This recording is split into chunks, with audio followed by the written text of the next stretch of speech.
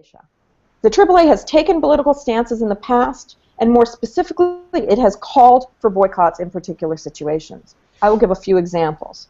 The AAA has issued statements and letters in support of the rights of indigenous peoples in Guatemala and Brazil. It has expressed concern about the deaths of Mexican students, and it has issued statements calling for archaeological and cultural heritage preservation in Egypt, Iraq, Belize, and Mali, and most recently, it has made such statements vis-a-vis ISIS's destruction of archaeological sites in Syria.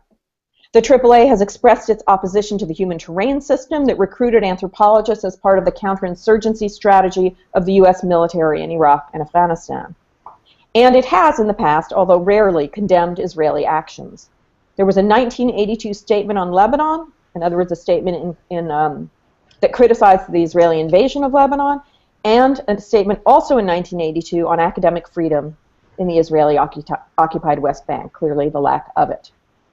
More specific to the call that we're making here, the AAA has endorsed boycotts. It endorsed a boycott of the Hilton and Hyatt hotels for their labor practices.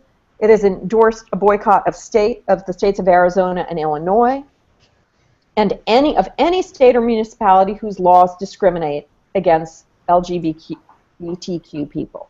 In other words, to argue that the AAA cannot take a stance because it cannot take a political position, because to do so would violate its basic principles and implode or delegitimize the organization, is to ignore its own history. It has taken political positions in the past. The AAA has supported boycotts. The question then here is not a procedural one. It is a substantive one. Should the AAA take a stand on this particular political question? Clearly, I think that we should. Voting to